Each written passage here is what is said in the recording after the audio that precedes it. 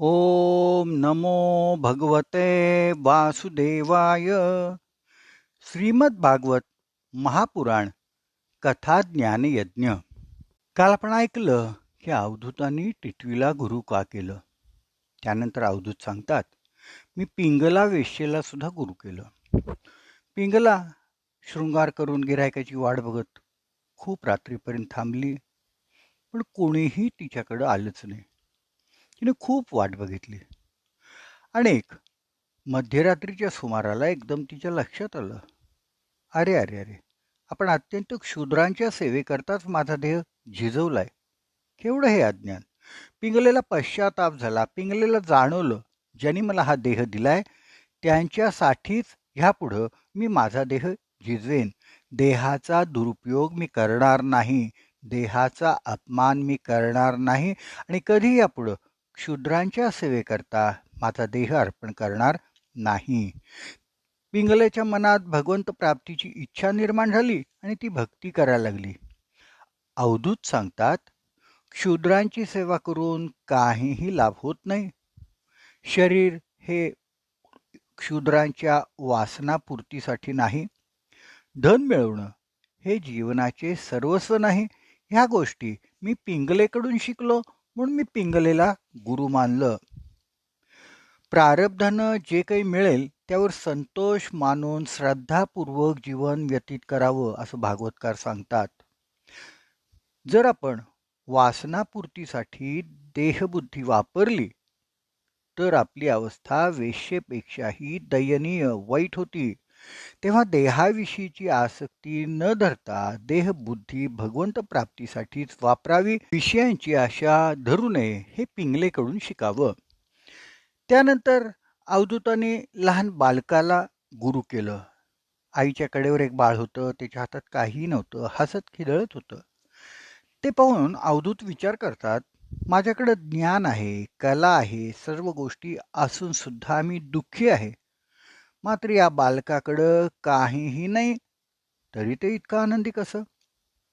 बालक कोणत्याही गोष्टीशिवाय, विषयांच्या शिवाय आनंदी राहू शकतं. मग आपण का आनंदी राहू शकत नाही? बालक जसं स्वतःशीच रममाण होतं, त्याला कोणतीही काळजी नसती आणि मान अपमान त्याला कळतच नाहीत. अवधूत म्हणतात, दुसऱ्याची चिंता करू नका, स्वतःची काळजी करा. वैषयिक सुखापेक्षा आत्मसुख हेच खरं सुख आहे. मान अपमानामागं धावणं बेकार आहे. चिंता सोडून दिली पाहिजे. या गोष्टी मी बालकाकडून शिकलो, म्हणून मी बालकाला गुरु केलं. त्यानंतर अवधूतांनी एका कुमारिकेला गुरु केलं. या कुमारिकेच्या घरी काही लोक आई वडील नसताना आले. त्यांच्यासाठी ती भोजन करायला आत गेली. भात सडायचे होते, म्हणून ती भात सडायला लागली. तेव्हा हातातल्या बांगड्यांचा मोठ्यांदा आवाज व्हायला लागला. ह्या आवाजावरनं घरात धान्य नाही हे बाहेरच्या लोकांना कळेल, हे लक्षात घेऊन तिला अत्यंत लाज वाटली आणि आवाज होऊ नये म्हणून तिने एक एक बांगडी फोडली. शेवटी हातात 2 बांगड्या राहिल्या.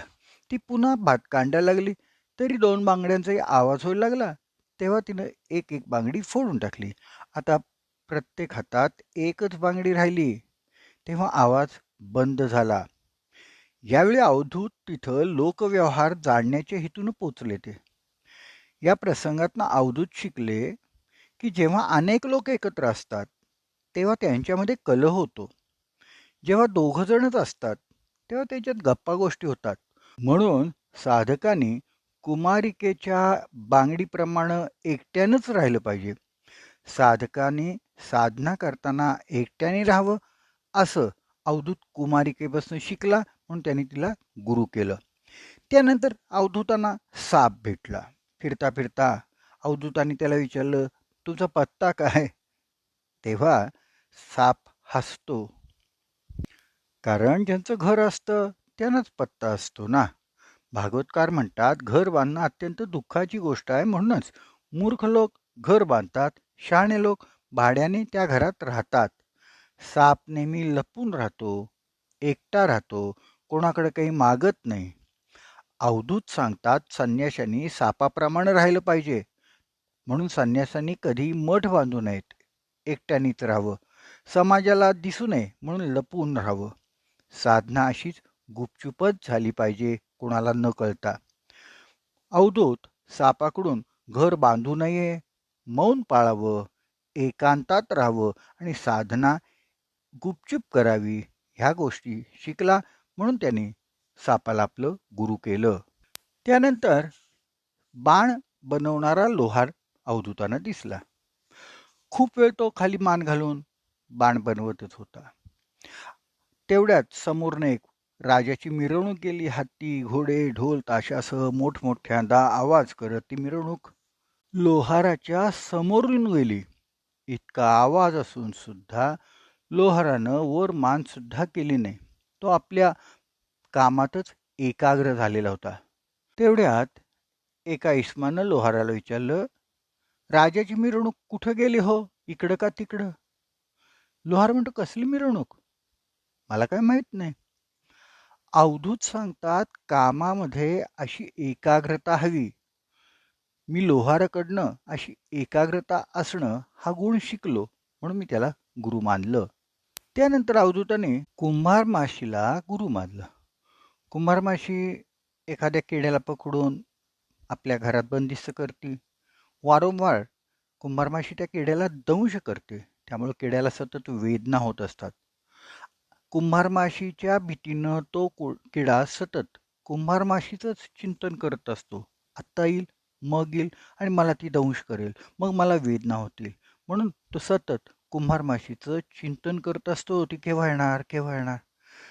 जर एखादा स्नेहानं, द्वेषानं, भीतीने सुद्धा बुद्धिपूर्वक आपलं मन एखाद्या ठिकाणी केंद्रित करेल, तर त्याला त्या वस्तूचं स्वरूप प्राप्त होतं. चिंतने चिंतने तद्रूपता ह्या नियमानं काही दिवसांनी तो किडा आपल्या शरीराचा त्याग न करता कुंभार माशीच होऊन जातो. याप्रमाणे कोणत्याही प्रकारे का होईना भगवंतांचं सतत चिंतन केल्यानं मनुष्य भगवंतांना प्राप्त करून घेऊ शकतो.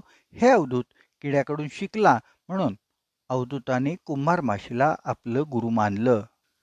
त्यानंतर कोळी कीटक असतो, त्याला अवधूताने गुरु केलं. कोळी कीटक आपल्या तोंडातनं तंतू काढून त्याचं जाळं विणतो. त्या जाळ्यात तो विहार करतो. त्याची इच्छा असेल तोपर्यंत तो त्या जाळ्यात खेळतो आणि नंतर ते जाळं गिळून टाकतो. भगवंत सुद्धा संकल्पानं विश्वाची निर्मिती करतात आणि इच्छा होईल तेव्हा ते विश्व पुन्हा आपल्यामध्ये समाविष्ट करून घेतात. आपणही असंच वागलं पाहिजे. आपण केलेला पसारा जाण्यापूर्वी आवरला पाहिजे, त्याची योग्य ती व्यवस्था केली पाहिजे. आपल्याच निर्मितीमध्ये आपण आसक्ती धरू नये, हे मी कोळी किड्याकडून शिकलो म्हणून अवधूताने कोळी किड्याला आपला गुरु मानलं. अवधूत सांगतात, अशा प्रकारे आपल्या बुद्धीने या 24 गुरूंचा आश्रय मी घेतला आणि त्यांच्याकडनं काही ज्ञान प्राप्त केलं. ह्या व्यतिरिक्त मी आपल्या शरीराकडून सुद्धा काही शिकलो. जीवाचं शरीर मरणधर्मी, नश्वर असून सुद्धा मोक्षप्राप्तीचं ते साधन आहे. हे शरीर नश्वर असलं, मलयुक्त असलं, अपवित्र असलं तरीही त्या शरीरामध्येच आपण अद्वैत ज्ञान प्राप्त करून घेऊ शकतो. म्हणून या शरीराचा उपयोग ज्ञानप्राप्तीसाठी केला पाहिजे, इतर गोष्टीसाठी नाही. ह्या शरीरापासून आपल्याला विवेक वैराग्याचं ज्ञान प्राप्त होतं. हा देह माझा नाही, तर हिंस्र प्राण्यांचा खाद्य आहे, अग्नीचं ही खाद्य आहे, असा विचार केला तर आपली देहाची आसक्ती सुटते. या देहानं कष्ट करून जो धनसंचय केलेला असतो, त्या धनसंचयामुळंच हा देह शेवटी बी निर्माण करून झाड नष्ट व्हावं, त्याप्रमाणे पुढील जन्माचं कर्मरूप बीज बनतं. दुर्मिळ असा नरदेह प्राप्त झाल्यावर शहाण्या माणसांनी मृत्यू येण्यापूर्वीच परमकल्याणाकरता प्रयत्न करावेत. यासाठी आपल्या मनाला सद्गुण संपन्न केलं पाहिजे. 24 गुरूंकडून मिळालेल्या ज्ञानाविषयी जे काही सांगितलं आहे ते वास्तविक सद्गुणांना प्राप्त करण्याची प्रक्रिया आहे आणि हे मन जेव्हा सद्गुणाने युक्त होतं तेव्हाच ते पवित्र होतं, शुद्ध होतं. जेव्हा आपलं मन शुद्ध होतो तेव्हाच आपल्याला सत्संग प्राप्त होतो. भक्तीद्वारा भगवत स्वरूपास प्राप्त करण्याची इच्छा होते. श्रीकृष्ण सांगतात उद्धवाला की धीरगंभीर अशा अवधूतांनी म्हणजे दत्तात्रेयांनी यदुराजाला असा दिव्य उपदेश केला आणि प्रसन्न चित्तानं ते तिथनं निघून गेले. तेव्हा यदुराजाने त्यांना वंदन केलं, प्रार्थना केली. अवधूतांच्या उपदेशाप्रमाणे सर्व आसक्तींपासून आपली सुटका करून घेतली आणि यदुराजा समदर्शी झाले. विचार करा, भागवतकारांनी शेवटच्या दिवशी उद्धवाला 24 गुरूंची माहिती सांगितली आहे. काय कारण असेल हो? कारण माणसांची नेहमीची सवय आहे पुढचं पाठ आणि मागचं सपाट. असं आहे, तेव्हा मी सांगितलेल्या 24 गुरूंच्या पैकी आपण एक तरी गुरु करा, तरीही आपला उद्धार होईल. सर्वच गुरु करावेत असं भागवतकार सांगत नाहीत. ह्यापैकी तुम्हाला जो आवडेल, तुम्हाला पटेल त्यालाच गुरु माना आणि आपल्या जीवनाचा उद्धार करून घ्या. आपलं जीवन कृतार्थ करा. चांगलं काय, वाईट काय याचा विचार करण्याची सवय हवी. त्यानंतर जे चांगलं आहे ते आपल्या जीवनात आणण्याचा प्रयत्न केलाच पाहिजे आणि प्रत्येकामध्ये काहीतरी चांगलं हे असतंच. उद्धव विचारतात, भगवंता आपण सारखं बद्ध पुरुष, मुक्त पुरुष असं म्हणता, तो ओळखायचा कसा? श्रीकृष्ण म्हणतात, उद्धवा, विद्या आणि अविद्या या दोन्ही माझ्याच शक्ती आहेत आणि ह्या दोन्ही माझ्या मायेनंच रचलेल्या आहेत. विद्यामुळं मोक्ष मिळतो तर अविद्यामुळं बंधनात पडतो. जो पुरुष केलेल्या कर्माचा उपभोग घेत नाही, जो विद्या ज्ञानामुळे शक्तिशाली झालेला असतो, तो मुक्त पुरुष. त्याला कुणीही पीडा दिली व कुणी सुख दिलं तरी ज्याच्या मनात कोणताही बदल होत नाही त्याला मुक्त पुरुष समजावा. जो पुरुष केलेल्या कर्माचं फळ भोगतो आणि तो कोणालाही जाणत नाही, तो अविद्येनं युक्त असतो, त्याला बद्ध पुरुष समजावं. उद्धव विचारतो, संतांची लक्षणं काय? श्रीकृष्ण सांगतात, संत म्हणजे करुणेची, कृपेची मूर्तीच. संत कुणाबद्दलही वैरभाव ठेवत नाहीत. सर्व काही अत्यंत प्रसन्नपणे सहन करतात. सत्य हेच त्यांच्या जीवनाचं सार आहे. त्यांच्या मनात पापवासना निर्माणच होत नाहीत. संत नेहमी समदर्शी, सर्वांच्यावर उपकार करणारे, क्षमाशील, दयावान, शास्त्रानं वागणारे, सहजपणे इंद्रियांचे दमन करणारे असतात. संत स्वधर्माचं आचरण करतात आणि स्थिर बुद्धी ठेवून मलाच शरण येतात. उद्धव म्हणतो, भगवंता भक्ती कशी करायची ते तरी सांगा.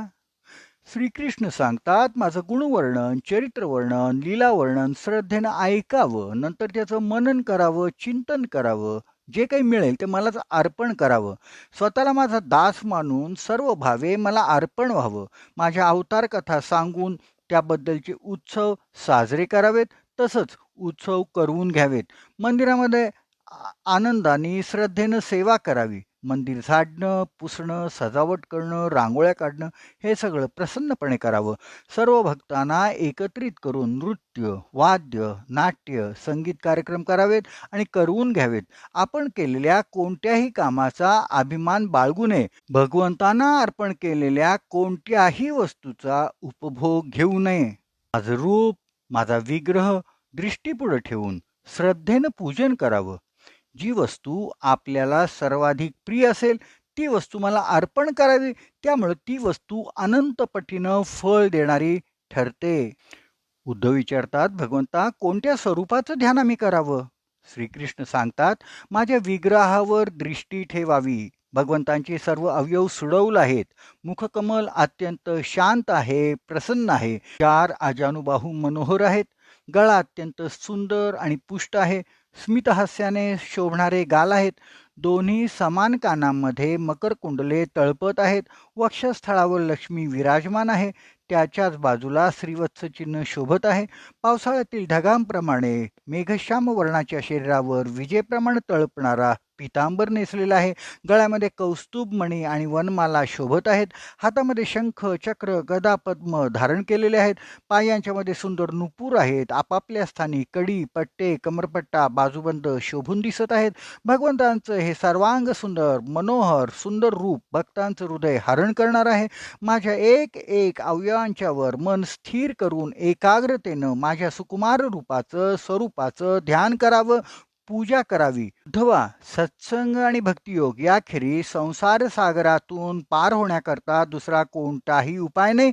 कारण संतांचं श्रेष्ठ आश्रयस्थान मीच आहे. तू माझा अत्यंत प्रिय सेवक आहेस, सखा आहेस, म्हणून मी तुला अत्यंत गुप्त परमरहस्य सांगणार आहे.